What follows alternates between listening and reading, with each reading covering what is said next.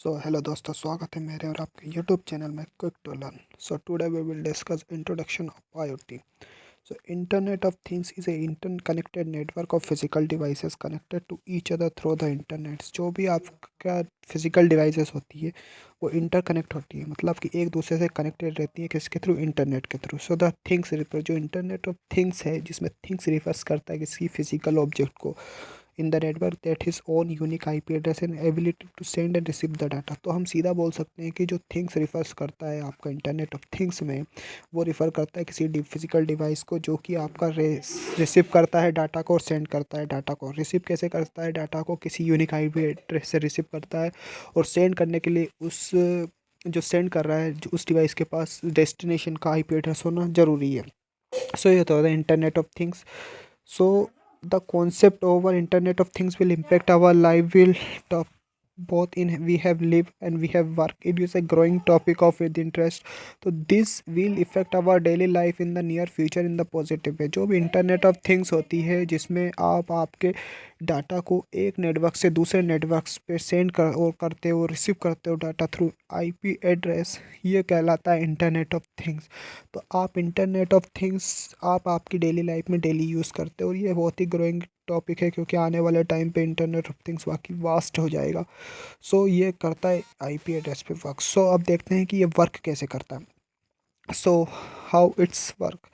Working IoT based thesis, you must know about the working of IoT। आप जानते होंगे कि IoT वर्क कैसे करता है। इस कंसिस्ट ऑफ फिजिकल डिवाइस, इसके बाद एक फिजिकल डिवाइस होती है जिसको हम बोलते हैं थिंग्स दैट कैन सेंड और रिसीव द डाटा, जो कि सेंड करता है डाटा को, रिसीव करता है डाटा को। सेंड और रिसीव किसके तहत कर किसकी तरह करता है? वो करता है किसी यूनिक IP एड्रेस के तहत।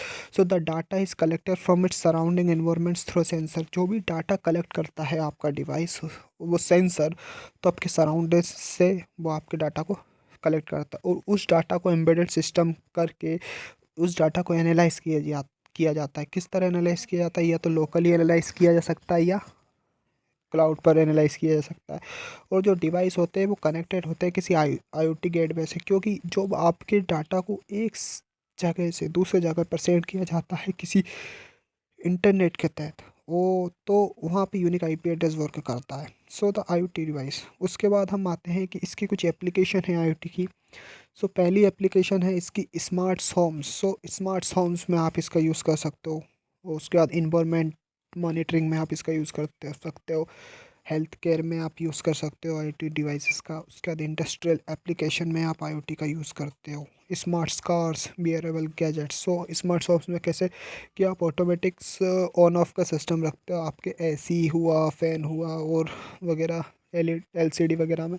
उसके बाद इन्वायरमेंट मॉनिटरिंग में आप इसका यूज़ करते हो। हेल्थ केयर में आप इसका यूज़ कर सकते हो। उसके बाद होते हैं कि कुछ रिसर्च एरिया होते हैं IoT के, जैसे IoT सिक्योरिटी में आप इसका यूज़ कर सकते हो। किस तरह सिक्योरिटी प्रोवाइड करते हो आप आपके नेटवर्क्स पे IoTs को। उसके बाद IoT प्रोटोकॉल्स होते हैं, क्योंकि IoT वर्क करता है किसी प्रोटोकॉल पे जो कि आपके डाटा को एक जगह से दूसरी जगह पे सेंड करने के लिए यूज़ होता है, उस कम्युनिकेट प्रोवाइड करता है। तो MQTT, XMPP, AMQP, DDS, STOMP। उसके बाद आता है IoT सेमेंटिक्स वर्क करता है वेब्स पे, क्योंकि जो भी आपकी इंफॉर्मेशन एक्सचेंज करते हैं वो तो इसमें बनाया जाता है नेटवर्क के तहत। आपको IoT सेमेंटिक्स वर्क करता होता है। उसके बाद होता है IoT आर्किटेक्चर। IoT आर्किटेक्चर होता है the exchange of information over the IoT network takes place over the layer architecture. जो IoT आर्किटेक्चर होता है वो बताता है कि इंफॉर्मेशन कैसे की जाती है IoT नेटवर्क्स पे, वो भी लेयर आर्किटेक्चर। उसके बाद IoT एनर्जी मैनेजमेंट्स।